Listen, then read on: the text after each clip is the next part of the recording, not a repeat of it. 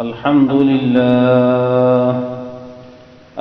لله رب العالمين، والصلاة والسلام على سيد الأنبياء والمرسلين وعلى آله وأصحابه أجمعين. أما بعد، فقد قال الله سبحانه وتعالى: شهر رمضان الذي أنزل فيه القرآن هدى للناس وبينات من الهدى والفرقان، فمن شهد منكم الشهر فليصم، ومن كان مريضا أو على سفر فعدة من أيام أخر، يريد الله بكم اليسر ولا يريد بكم العسر. وقال نبينا المحترم صلى الله تبارك وتعالى عليه وسلم: قال الله تعالى: الصوم لي وأنا أجزي به، أو كما قال عليه الصلاة والسلام.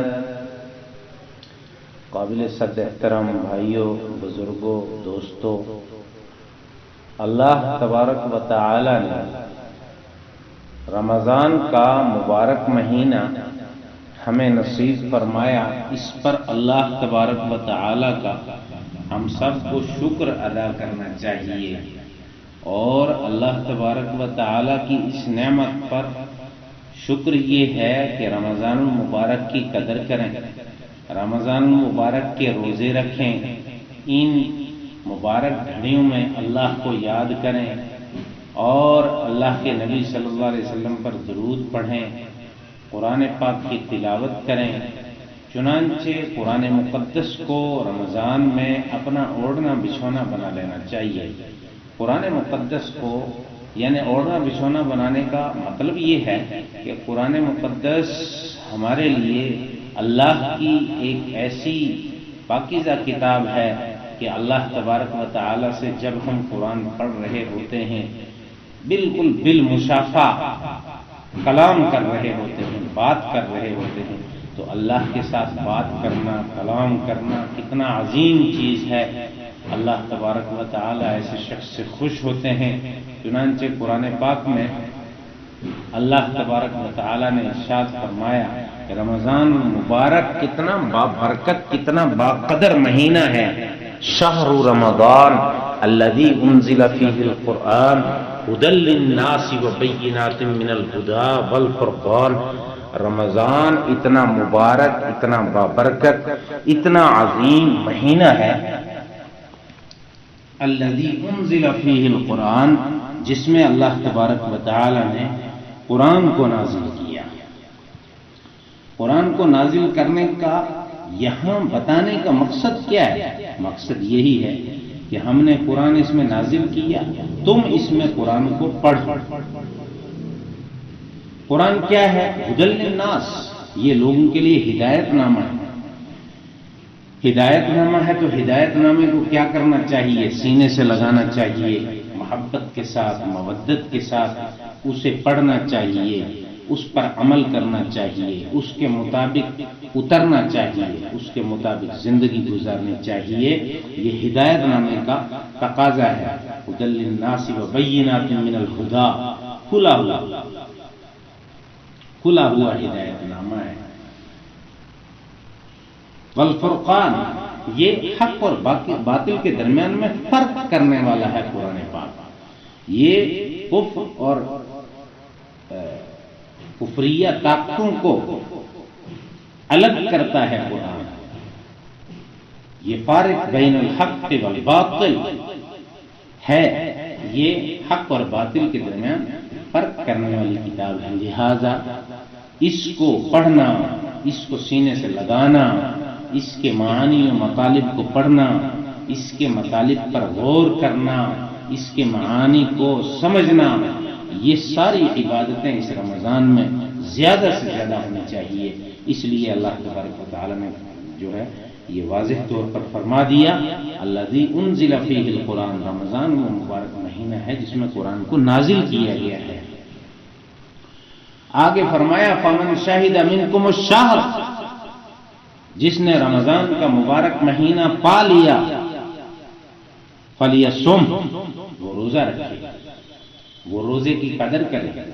اور روزہ صرف کھانے پینے سے بچنے کا نام نہیں ہے، بلکہ روزہ جھوٹ سے، غیبت سے، زنا سے، چوری سے، جی تمام تر برائیوں سے، اور تمام زبانی برائیاں، ہاتھ کی برائیاں، پاؤں کی برائیاں، آنکھ کی برائیاں، جی ناک کی برائیاں، تمام تر برائیوں سے بچنے کا نام روزہ ہے.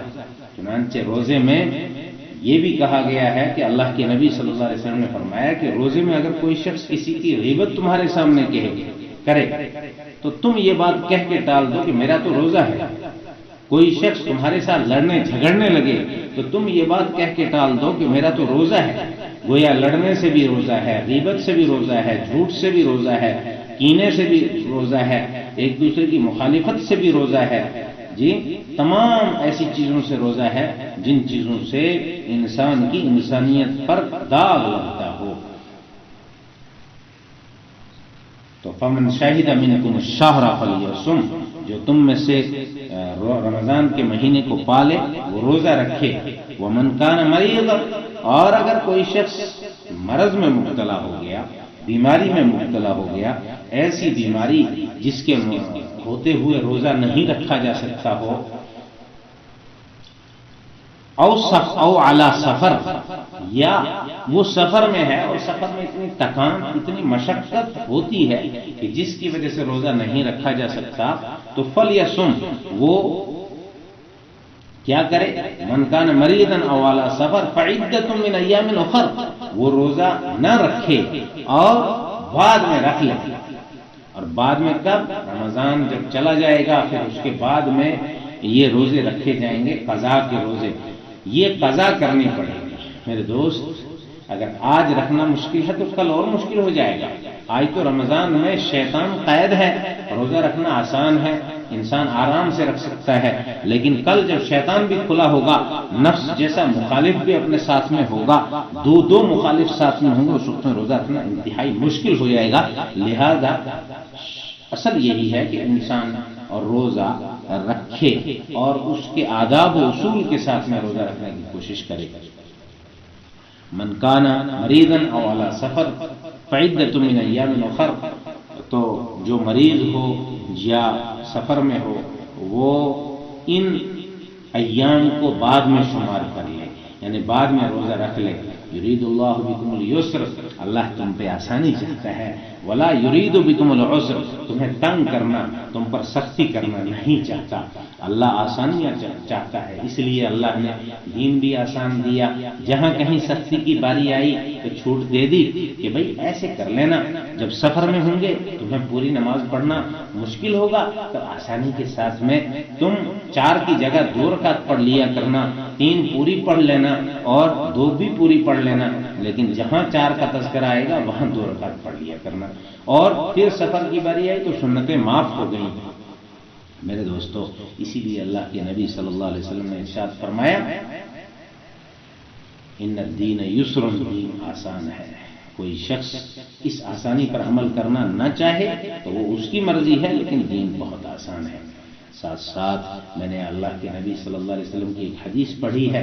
میں روزے کی فضیلت پر آپ سے عرض کروں کہ اللہ تبارک و تعالی نے روزے کو اتنا عظیم مرتبہ نصیب فرمایا ہے کہ اللہ تبارک و تعالی نے فرمایا الصوم لی، سارے اعمال کس کے لیے ہیں، کیسے ہیں، کس کو دکھانے کے لیے ہیں، لیکن اللہ نے فرمایا روزہ میرے لیے ہے. روزہ نظر نہیں آتا، روزہ تو ایک انسان کی باطنی کیفیت کا نام ہے، وہ باطنی کیفیت میرے لیے ہے. روزے میں کبر نہیں ہے، روزے میں تکبر نہیں ہے، روزے میں ریا نہیں ہے. روزے میں کیا ہے؟ الصوم لی، روزہ میرے لیے ہے. وَأَنَا أَجْزِي بِهِ، اور اس کا بدلہ میں دوں گا. اور ایک روایت میں فرمایا کہ یہ عجزی نہیں، اجزا ہے، میں خود اس کا بدلہ ہوں. یعنی جس کا جو روزے دار رکھ لیتا ہے میں خود اس کے حوالے ہو جاتا ہوں، وہ مجھ سے جو چاہے لے لے، وہ جو چاہے مانگ لے. چنانچہ روزے کے اندر دعائیں قبول ہوتی ہیں، تو تمام لوگوں کے لیے، تمام ملت کے لیے، تمام انسانیت کے لیے دعائیں کیجیے، مانگیے، اور ساتھ ساتھ میں اس ماہ مبارک میں اللہ کا دروازہ اتنا کھلا کہ اللہ کے نبی صلی اللہ علیہ وسلم نے ارشادات جو فرمائے ان کے ذریعے سے ہمیں معلومات ہوئیں کہ ایک فرض کا درجہ 70 فرائض کے برابر، اور پھر ایک نفل کا درجہ ایک فرض کے برابر ہو جاتا ہے۔ اسی طرح سے اللہ کے راستے میں خرچ کرنے کا ثواب اتنا بڑا کہ ایک پیسہ خرچ کرنے کے 70 پیسے، تو گویا 1 روپیہ آپ خرچ کر رہے ہیں تو 70 روپے کا ثواب آپ کو ملے گا۔ اگر کوئی کمپنی آج یہ اعلان کر دے کہ ہم 1 کے 70 دے رہے ہیں تو 1 روپیہ ریچارج کراؤ، تو ایک آدمی تو پورا 100 روپیہ ریچارج کرا دے گا، اور پھر کہے گا کہ جناب 70 اب مجھے ملنے والے ہیں، 7,000 سیدھے ملنے والے ہیں۔ میرے دوست، ایک دنیا کے چھوٹے سے نفع کی خاطر ہم کتنا کچھ کرتے ہیں، اگر ہم آخرت کے نفع کی خاطر، اتنے بڑے نفع کی خاطر اس وقت میں اپنے تھوڑے سے اوقات کو، تھوڑے سے پیسے کو خرچ کریں تو کتنی بڑے ثواب ہمیں ملنے والے ہیں۔ میرے دوستو، اس کے لیے آسانی سے ہمیں ایک کام کرنا ہے، آسان سے اپنا پیسہ ہم خرچ کرتے ہی ہیں، دیتے ہی ہیں، اپنے آس پڑوس کا خیال رکھیں، اپنے رشتہ داروں کا خیال رکھیں، اپنے اعزاء و اقربا کا خیال رکھیں۔ آپ کے آس و پڑوس میں آپ کے بھائی بہن، آپ کے رشتہ دار، آپ کے اعزاء و اقربا جو انتہائی غربت کی حالت میں زندگی گزار رہے ہیں، ان کا خیال رکھیں، ان کو خرچہ دیں، ان کے بارے میں خیال کریں، اور ان پر اپنا پیسہ خرچ کرنے کی کوشش کریں۔ اور یہی نہیں، اپنے غیر مسلم بھائیوں کا بھی خیال رکھیں۔ آپ کے آس پڑوس میں کوئی ہندو بھائی ہے، کوئی عیسائی بھائی ہے، کوئی یہودی بھائی ہے، کوئی سکھ بھائی ہے، کوئی جینی بھائی ہے، کوئی بودھ بھائی ہے، کسی اور مذہب سے تعلق رکھنے والا ہے، وہ غریب ہے، اس کا خیال رکھیے، اس تک بھی اپنے مال کو پہنچانے کی کوشش کیجیے، اس کی بھی امداد کرنے کی کوشش کیجیے۔ اگر آپ اس کی امداد نہیں کر پا رہے ہیں اور وہ آپ کے گھر کے کھانوں کو دیکھ کر پریشان ہو رہا ہے، کل قیامت میں اس کی بھی پوچھ ہوگی۔ چنانچہ اسلام نے پڑوسیوں کے حقوق بیان کرتے ہوئے مسلم پڑوسی ہے اس کا حق الگ بیان کیا ہے، اور اگر غیر مسلم پڑوسی ہے اس کا حق الگ بیان کیا ہے۔ میرے دوستو، ان چیزوں کو ہمیں سمجھنے کی، سیکھنے کی ضرورت ہے، اور ساتھ میں اس رمضان کے مبارک موقع میں، جبکہ اب لاک ڈاؤن بھی آہستہ آہستہ ہوتا جا رہا ہے، ہمیں آس پڑوس کا خیال رکھتے ہوئے انتہائی محبت کے ساتھ، مودت کے ساتھ اپنے غیر مسلم بھائیوں کا بھی خیال رکھتے ہوئے، اپنے ہندو بھائیوں کا بھی خیال رکھتے ہوئے ان تک بھی اپنی امداد کو، اپنے صدقات کو پہنچانے کی ضرورت ہے، کہ اگر ہم صدقات نافلہ غیر مسلم بھائیوں کو دے سکتے ہیں تو ہمیں کوشش کرنی چاہیے کہ ان کا بچہ کبھی بغیر کھائے نہ سو جائے۔